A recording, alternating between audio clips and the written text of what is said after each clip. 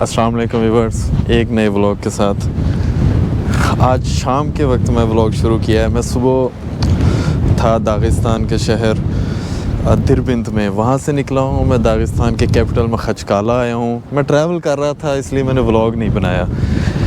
मैं असल में चेचनिया की तरफ सफ़र कर रहा था। वहाँ से मैं बॉर्डर जो चेचनिया और दागिस्तान के बीच में बॉर्डर है वहाँ तक आया।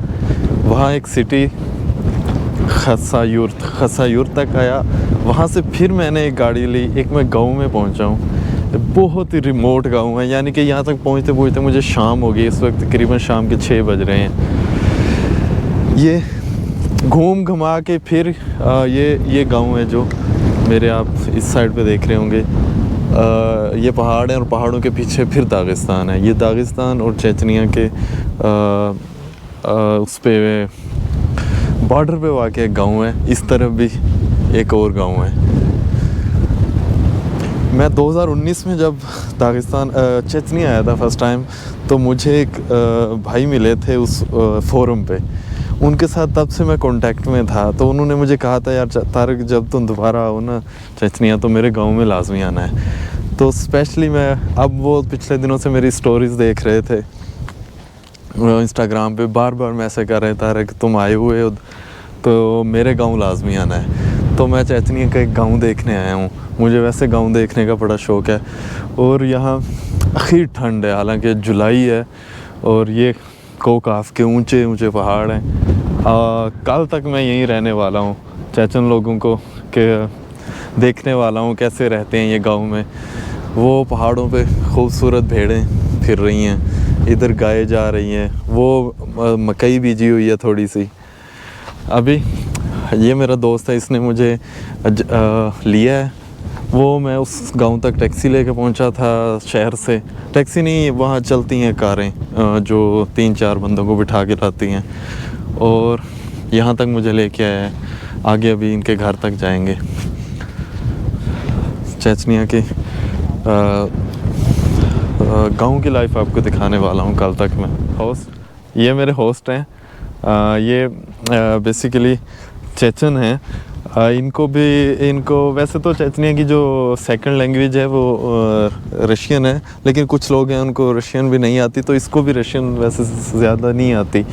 तो जहाँ तक इन्होंने मुझे समझाया है ना इस चीज़ के बारे में, ये वो कह रहे हैं कि इनके गांव के पास है, वो गांव है और ये गांव के पास ये पड़ा है। देखिए आसे पास से साइडों पे ना, मैं पंजाबी बोलने लग गया हूँ, कोई पत्थर नहीं है। इसका उन्होंने बताया कि ये किसी पुराने दौर में यहाँ कोई बहुत बड़े बड़े हैवी लोग रहते थे, तो ये उस वक्त की उनकी चक्की थी आटा पीसने के लिए। ये ऐसे मतलब इसको पकड़ के ऐसे ऐसे घुमाते थे गोल में, और यहाँ से आटा निकल के आता था। ये पत्थर मतलब लग रहा है इस किस्म का कि ये कुछ चीज़ थी। ये ऊपर वाली जगह को घुमाया जाता था, ऊपर वाले हिस्से को, नीचे इससे मतलब गंदम डाली जाती थी और आटा इस साइड से आता था। ये आमिर भाई ने मुझे ये स्टोरी बताई है इसकी। बड़ी इंटरेस्टिंग चीज़ें इस गांव में देखने को मिल रही हैं। अभी जो मेरे होस्ट हैं मुझे लेके आए हैं एक जगह पे, एक मज़ार टाइप जगह है। ये देखें, ये कोई हस्ती थी इनकी, कोई पुरानी, मतलब कोई वलीउल्लाह था, उसका पाँव है। उन बता रहे हैं उसका ये मज़ार टाइप जगह है। यहाँ पे वो कहते हैं जब बारिश वगैरह आती है तो पानी खड़ा हो जाता है। उस पानी को आँखों के लिए अगर यूज़ करें तो जो आँखों की बीमारियाँ होती हैं ना वो दूर हो जाती हैं। इस गांव 2000 तक इस गांव में जंग रही है। इस गांव में बड़ी तबाही हुई है जब चेचनिया और रशिया की आपस में जंग लगी हुई थी अलहदगी की।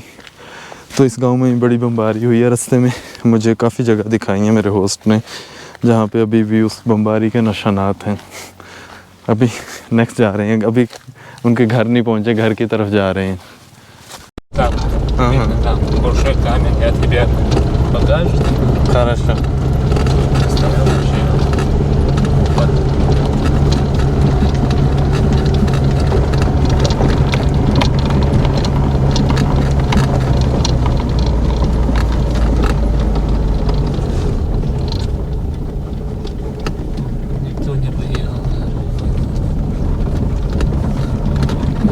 ये एक जगह पे आए हैं और मेरे होस्ट ने मुझे बताया आगे मतलब यहाँ करीब करीब में कहीं पत्थर नहीं है, ये पत्थर पड़ा है।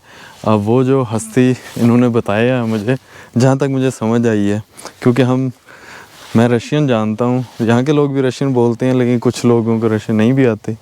तो जहाँ तक मुझे समझ आई है इनकी, इस पत्थर वो जो हस्ती थी ना, वो यहाँ से जा रही थी कहीं, मतलब यहाँ से हिजरत करके, तो ये पत्थर भी उनके साथ चल पड़ा था। वो नीचे गांव में उनका घर है, अभी वो कहते मैं दिखाऊंगा आपको बाद में।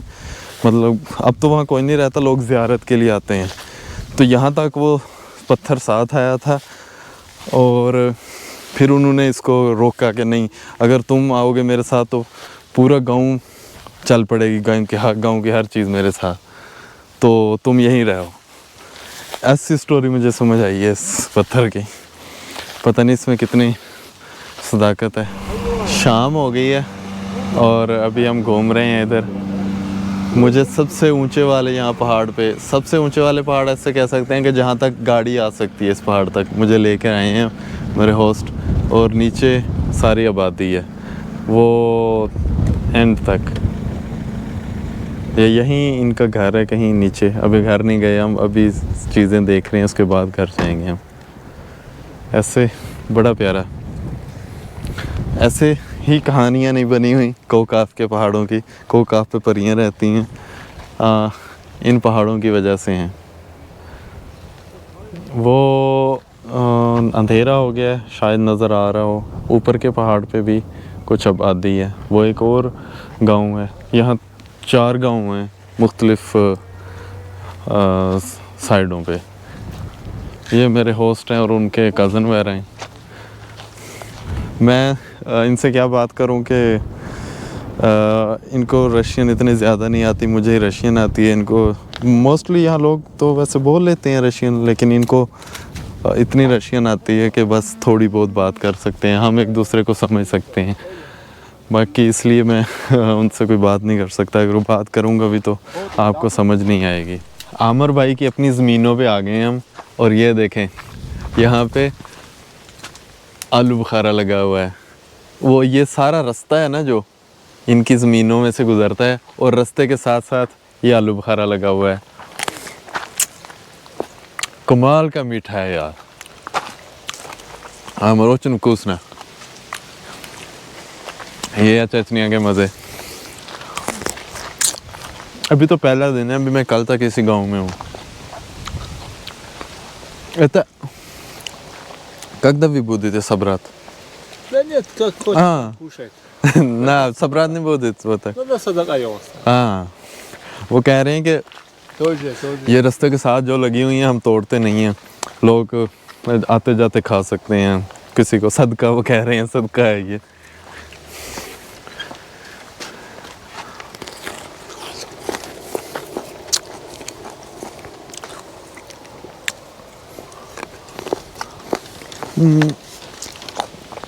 Это уже время собрать. Да. Сейчас время ее собрать. Но я его вагон поставил сюда. Вот это мой сад. Целый год, в любое время есть кушать здесь. Хадмут, яблок, сливоч, абрикос, персик. Ну, разные все вещи. В любое время придет, есть там кушать. А вы тут это, который... Как-то это я собрал. Это тоже, видишь? Да. Это для зимы, да? सेब लगा हुआ, चटनिया का सेब अभी कच्चा है थोड़ा। Собирай. Хороший. Уже все. Время есть. हाँ, ये खाने वाला है। ये अमर भाई का बाग है। अमर भाई बता रहे हैं साल में किसी वक्त भी आओ ना, यहाँ खाने के लिए फ्रूट होता है। कभी ये मतलब सेब है, आलू बुखारा है, और मुख्तलिफ़ किस्म की स्ट्रॉबेरीज़ होती हैं, तो और खुरमानी होती है। ये देखें कितना ज़ाया हो रहा है नीचे, मतलब ये बेचते नहीं हैं, यहीं ज़ाया हो जाता है। ये आमर भाई के बाग में एक बेरीज़ हैं, देखें अभी तैयार नहीं है, लेकिन बहुत ज़्यादा फल इनको लगा हुआ है। ये भी लेट हैं, ये भी बहुत प्यारा बाग है और फ्रूट बड़ा प्यारा है, सारा ऑर्गेनिक है, कोई खाद नहीं, कोई कुछ नहीं। नाशपाती भी है बड़ी मीठी, आलू बुखारा बहुत मीठा है। और ये देखें, ये इस दरख्त का सेब ऊपर भी बहुत लगा हुआ है, ये नीचे गिर गिर के ज़ाया हो रहा है। मतलब ये नहीं, मतलब बेचते नहीं हैं इसे, यहाँ लोग आके खा लेते हैं या फिर ज़ाया हो जाता है। ये देख रहे हैं इन्होंने क्योंकि ये ज़िम्मेदार हैं, इन जानवर वगैरह रखे हुए हैं इन्होंने, तो सितंबर के बाद अक्टूबर में यहाँ फुल बर्फ़बारी स्टार्ट हो जानी है। तो ये अभी से अपनी ज़मीनों पे जो घास है, इसको, इनकी यहाँ काफ़ी ज़मीनें हैं, तो वो घास इकट्ठा कर कर के यहाँ मुख्तलिफ़ जगह है, सिर्फ ये नहीं है, एक यहाँ एक बाग है इनका, और आगे जो डिफरेंट बाग हैं वहाँ ऐसी जगह बना के उनको सेव कर देते हैं। और Vod tam stol. ये इनका डेरा है ये मतलब घर से दूर यहाँ जब आते हैं तो बैठने के लिए जगह है थोड़ी सी।